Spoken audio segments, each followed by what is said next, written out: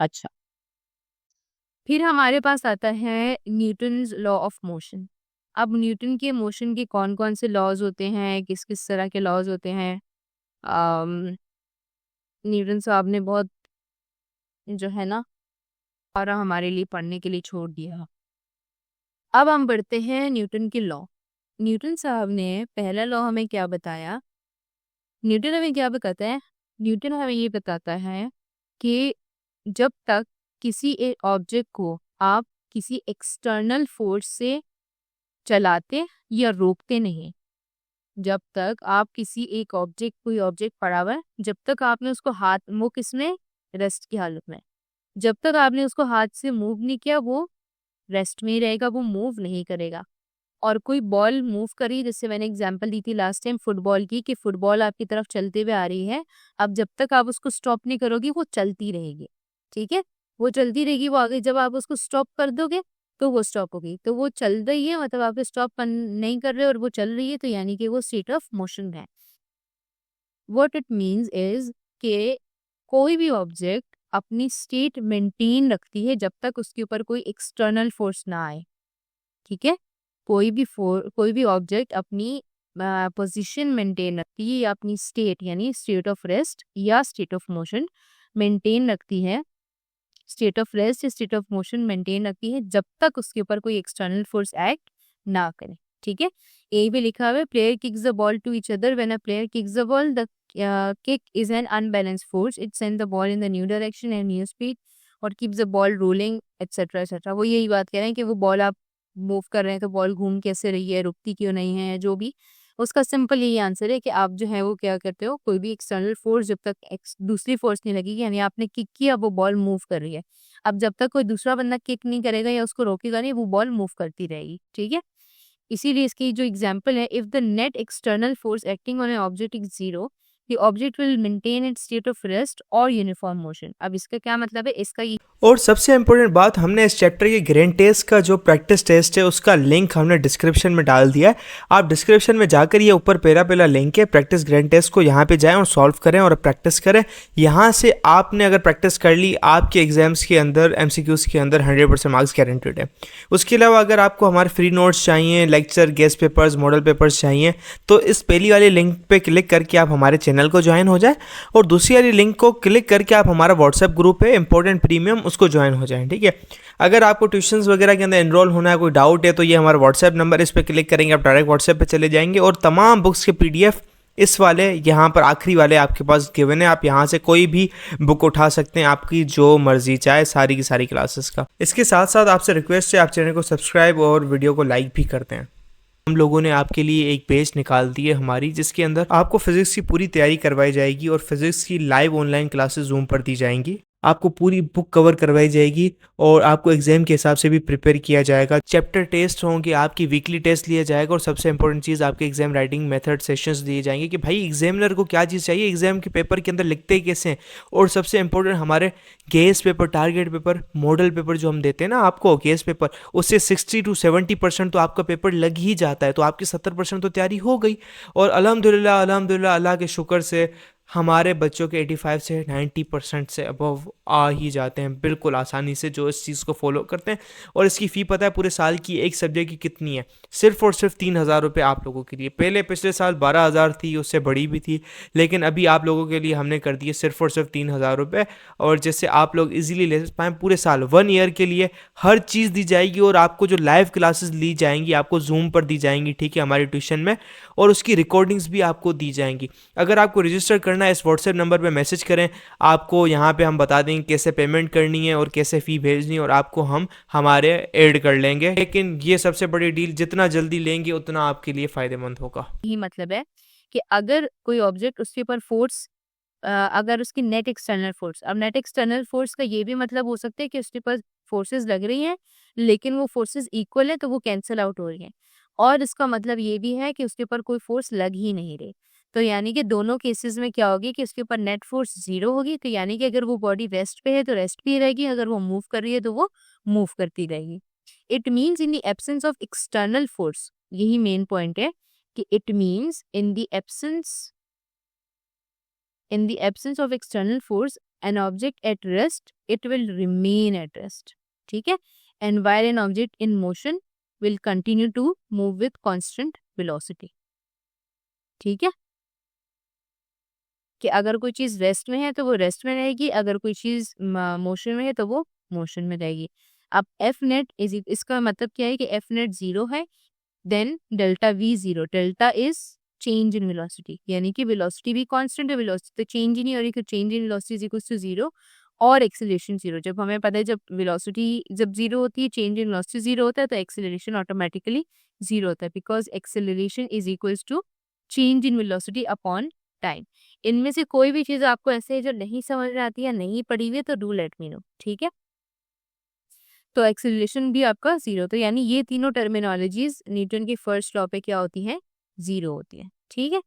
अच्छा, ये वही वाली बात जो मैंने आपको बताई कि जब तक किसी चीज को आप मूव नहीं करोगे तो वो, या फोर्स नहीं लगाओगे तो वो मूव करती रहेगी। अगर वो स्ट्रेट लाइन में तो स्ट्रेट लाइन में रहेगी, सर्कल में घूम रही है तो सर्कल में घूमती रहेगी, लेकिन जब तक एक्सटर्नल फोर्स नहीं एक्ट करेगी वो अपनी पोजीशन मेंटेन रखेगी, ठीक है। अच्छा, ये यही बोला है कि a ball is at rest will remain at rest unless the acted on by an unbalance force, unless उसके ऊपर कोई फोर्स लग रही हो, then unless acted upon by another unbalance force the object will continue to move. अब rest पे थी, आपने इसको किक किया, वो मूव कर रही, अब जब तक कोई और किक नहीं करेगा तब तक वो मूव ही करती रहेगी, ठीक हो गया। अच्छा, ये है कि कोई भी ऑब्जेक्ट जब तक मूव नहीं करेगी या रेस्ट में नहीं आएगी जब तक उसको कोई ना कोई एक्सटर्नल फोर्स ना लग रही, ठीक है। कोई एक्सटर्नल फोर्स जब तक नहीं लग रही तो वो बॉडी, अगर वो मूव कर रही है तो मूव करती रहेगी, अगर वो स्टॉप है या रेस्ट पे है तो वो रेस्ट पर ही रहेगी। अब लास्ट टाइम हमें आई गेस ईमान ने ये चीज बताई थी कि दैट इज कॉल्ड इनर्शिया। अब इनर्शिया को जरा हम थोड़ा सा और डिटेल में समझते हैं। देखें, first law of motion specifies that there is a natural tendency of an object to remain in the state of rest और यूनिफॉर्म मोशन, रेस्ट और in uniform motion in a straight line termed as inertia. अब इसका क्या मतलब है? Tendency का क्या मतलब होता है? टेंडेंसी का मतलब होता है किसी भी चीज की सलाहियत, कि उसके अंदर कितनी ताकत या कितनी सलाहियत है to do something, it is called tendency. अब इनर्शिया क्या है? अ नेचुरल टेंडेंसी, यानी एक नेचुरली अकरिंग एक चीज है जो कि जनरेट नहीं की जाती, जो खुद एक हर चीज में अल्लाह ने खुद से बनाई है। तो natural tendency of an object to remain in the state of rest, ताकि वो रह सके in the state of rest, rest के स्टेट में, और इन यूनिफॉर्म मोशन या uniform motion in the straight line termed as inertia.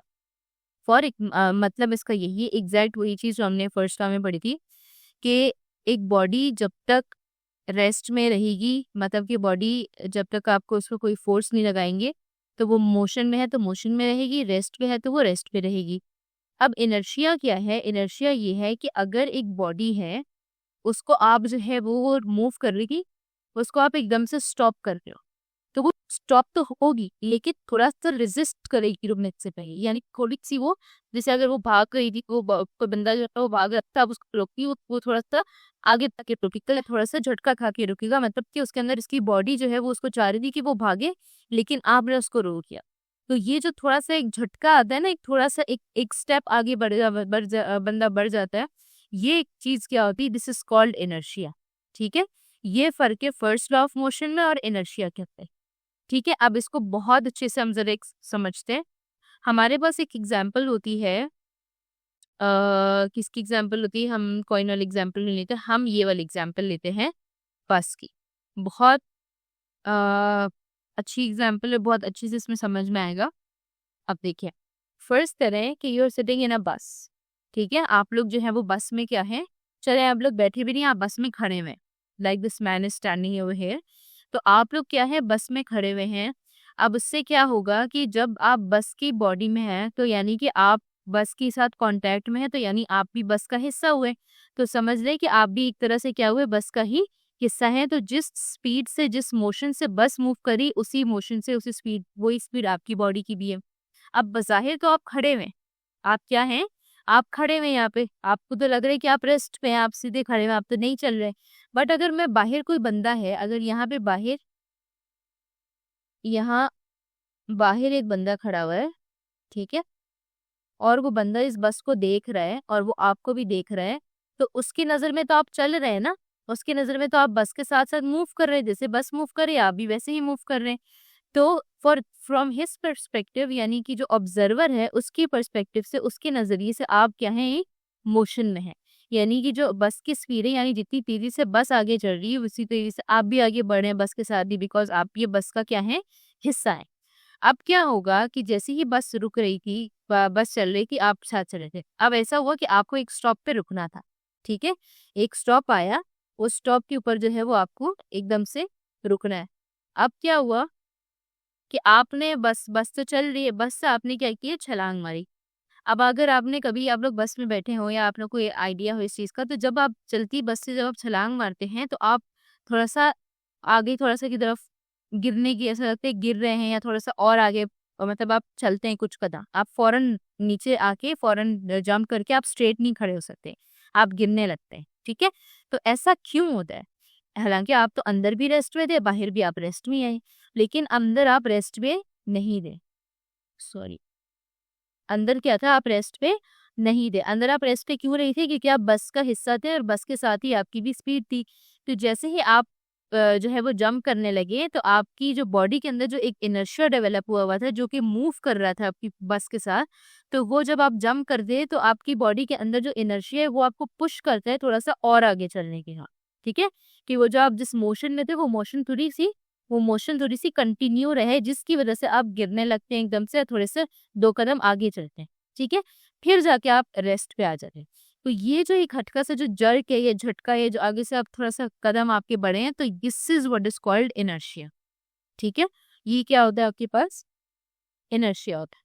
इसी तरह एक और एग्ज़ाम्पल आप लें कि आप जो हैं वो बस में अब क्या हैं, बैठे हुए हैं। आप क्या हैं, बस में बैठे हुए हैं। अब बस में अगर आप बैठे हुए हैं, तो आपकी जो लोअर बॉडी है वो बस के साथ कॉन्टैक्ट में है।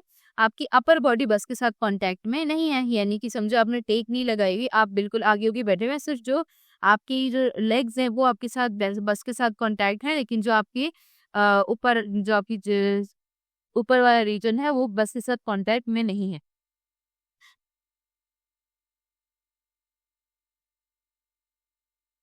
जिसकी वजह से क्या होता है कि अगर आप जब बस जो है वो रेस्ट पे है या बस जो है वो मूव कर रही है, तो दोनों कंडीशंस में आप बस की बॉडी का हिस्सा है, ठीक है? आपका जो लोअर पार्ट होता है वो आपकी बस की बॉडी का हिस्सा है, आपकी बॉडी बस की बॉडी का हिस्सा है।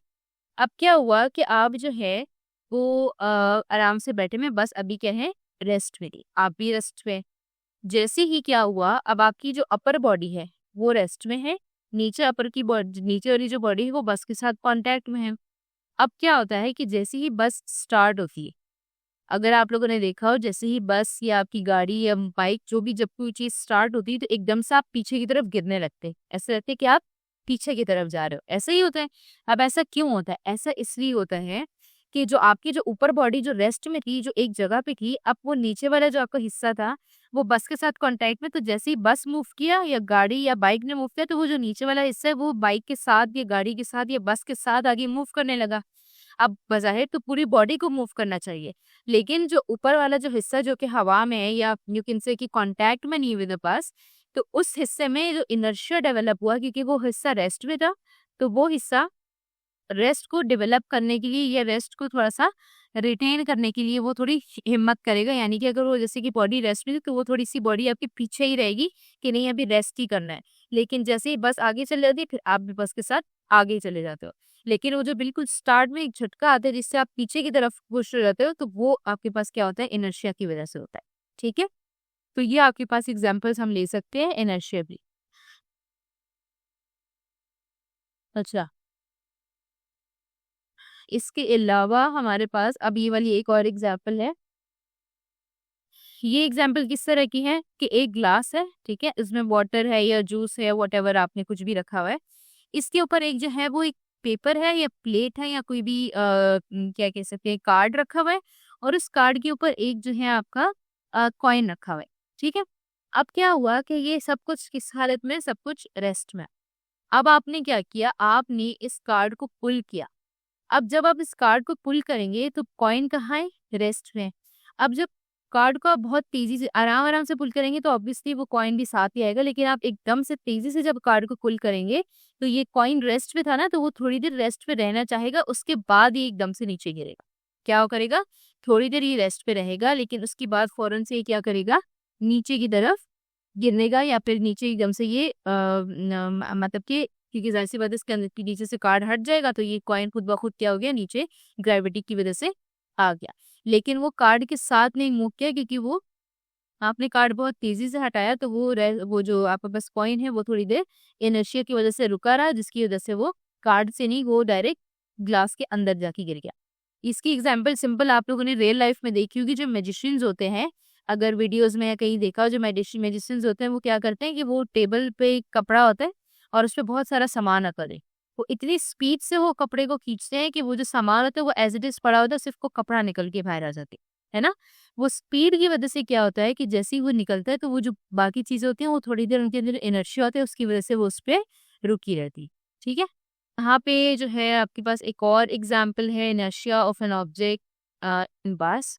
इसमें सिंपल जो मैंने आप लोगों को चीजें बताई उसी तरीके से होता है कि आपके पास बॉडी जो है वो उसके साथ ही, जैसे कि डायरेक्शन ऑफ मोशन यही यहीं पे एक्सिलरेट करिए बॉडी, ये स्पीडिंग अप हो रही है, तो वो बॉडी अगर लेफ्ट की तरफ जा रही है तो आप राइट की तरफ गिर रहे हो, अगर वो राइट की तरफ जा रही है तो आप लेफ्ट की तरफ गिरते हो।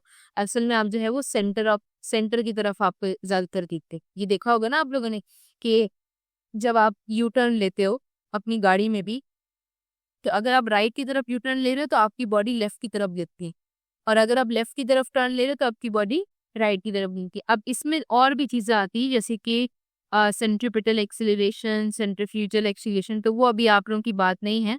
तो वो इंशाल्लाह जब आप बड़ी क्लासेस में आएंगे तब आपको हम बहुत अच्छे से वो चीज़ समझ आ सके। ठीक है।